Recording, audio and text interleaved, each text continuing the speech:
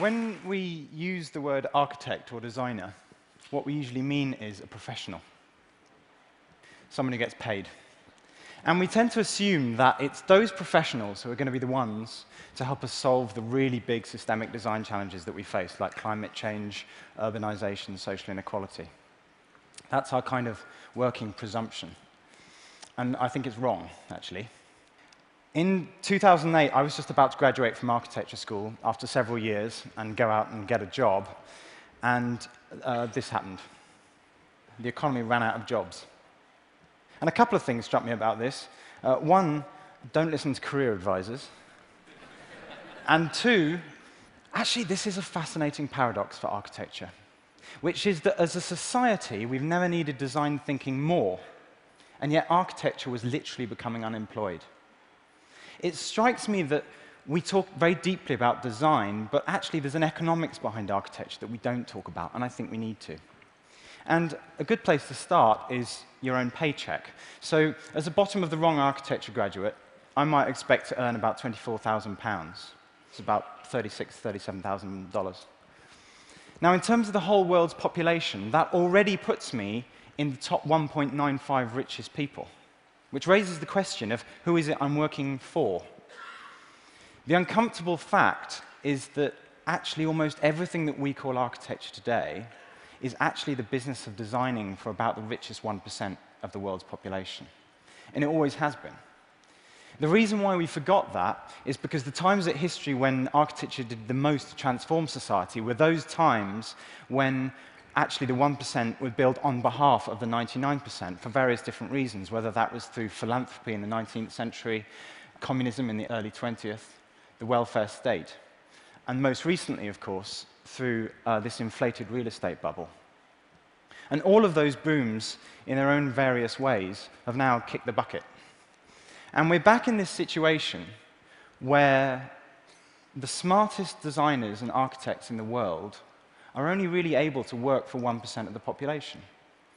Now, it's not just that that's bad for democracy, though I think it probably is. It's actually not a very clever business strategy, actually. I think the challenge facing the next generation of architects is how are we going to turn our client from the 1% to the 100%?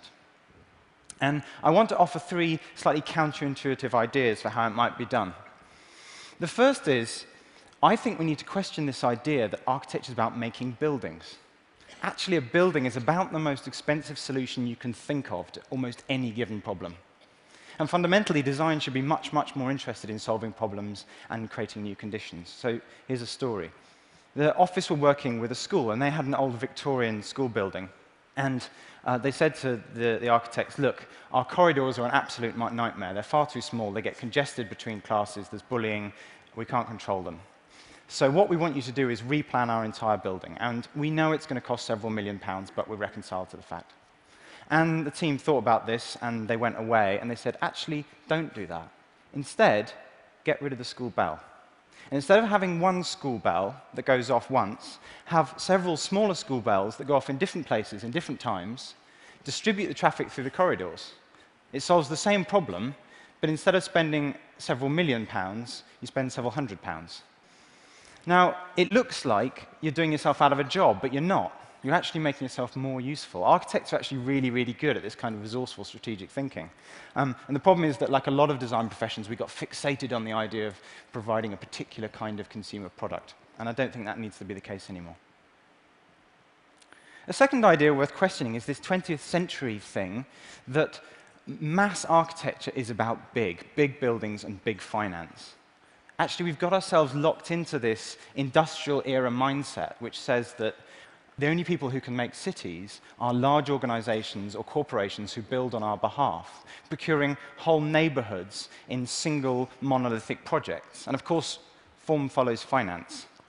So what you end up with are single monolithic neighborhoods based on this kind of one-size-fits-all kind of model. And a lot of people can't even afford them.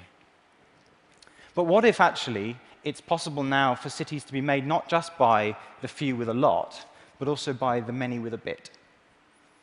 And when they do, they bring with them a completely different set of values about the place that they want to live. And it raises really interesting questions about how will we plan cities? How will we finance development? How will we sell design services? What would it mean for democratic societies to offer their citizens a right to build? And in a way, it should be kind of obvious, right? That in the 21st century, maybe cities could be developed by citizens. And thirdly, we need to remember that from a strictly economic point of view, design shares a category with sex and care of the elderly. Mostly it's done by amateurs. And that's a good thing. Most of the work takes place outside of the monetary economy in what's called the social economy or the core economy, which is people doing it for themselves. And the problem is that up until now, it was the monetary economy which had all the infrastructure and all the tools. So the challenge we face is how are we going to build the tools, the infrastructure, and the institutions for architecture's social economy? And that began with open source software. And over the last few years, it's been moving into the physical world with open source hardware, which are freely shared blueprints that anyone can download and make for themselves. And that's where 3D printing gets really, really interesting, right? When suddenly you had a 3D printer that was open source, the parts for which could be made on another 3D printer. Or the same idea here, which is for a CNC machine, which is like a large printer that can cut sheets of plywood. What these technologies are doing is radically lowering the thresholds of time and cost and skill. They're challenging the idea that if you want something to be affordable, it's got to be one size fits all. And they're distributing massively really complex manufacturing capabilities. We're moving into this future where the factory is everywhere. And increasingly, that means that the design team is everyone. That really is an industrial revolution. When we think that, the major ideological conflicts that we inherited were all based around this question of who should control the means of production. And these technologies are coming back with the solution, actually, maybe no one. All of us. And we were fascinated by what that might mean for architecture. So about a year and a half ago, we started working on a project called Uikihaus. And Uikihaus is an open source construction system. And the idea is to make it possible for anyone to go online, access a freely shared library of 3D models, which they can download and adapt in, at the moment, SketchUp, because it's free and it's easy to use. And almost at the click of a switch, they can generate a set of cutting files, which allow them, in effect, to print out the parts from a house using a CNC machine and a standard sheet material like plywood. And the parts are all numbered. And basically what you end up with is a really big IKEA kit. And it goes together without any bolts. It uses wedge and peg connections. And even the mallets to make it can be provided on the cutting sheets as well. And a team of about 2 or 3 people working together can build this. They don't need any traditional construction skills. They don't need a huge array of power tools or anything like that. And they can build a small house of about this size in about a day.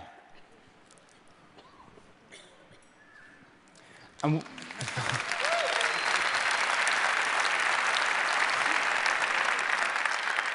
And what you end up with is just the basic chassis of a house, onto which you can then apply systems like windows and cladding and insulation and services based on what's cheap and what's available. Of course, the house is never finished. We're shifting our heads here, so the house is not a finished product. With the CNC machine, you can make new parts for it over its life, or even use it to make the house next door. So we can begin to see the seed of a completely open source, citizen-led urban development model, potentially. And we and others have built a few prototypes around the world now, and some really interesting lessons here. One of them is that it's always incredibly sociable. People get confused between construction work and having fun. But the principles of openness go right down into the really mundane physical details, like never designing a piece that can't be lifted up. Or when you're designing a piece, make sure you either can't put it in the wrong way around, or if you do, it doesn't matter because it's symmetrical. Probably the principle which runs deepest with us is the principle set out by Linus Torvalds, the open source pioneer, which was that idea of be lazy like a fox. Don't reinvent the wheel every time. Take what already works and adapt it for your own needs. Contrary to almost everything that you might get taught at an architecture school, copying is good. which is appropriate. Because actually, this approach is not innovative. It's actually how we've built buildings for hundreds of years before the Industrial Revolution in these sorts of community barn raisings. The only difference between traditional vernacular architecture and open source architecture might be a web connection. But it's a really, really big difference. We shared the whole of Wikihouse under Creative Commons license, and now what's just beginning to happen is that groups around the world are beginning to take it and use it and hack it and tinker with it, and it's amazing. There's a cool group over in Christchurch in New Zealand looking at post-earthquake development housing, and thanks to the TED City Prize, we're working with an awesome group in one of Rio's favelas to set up a kind of community factory and micro-university. These are very, very small beginnings, and actually, there's more people in the last week who have got in touch and they're not even on this map. I hope next time you see it, you won't even be able to see the map. We're aware that Wikihouse is a very, very small answer.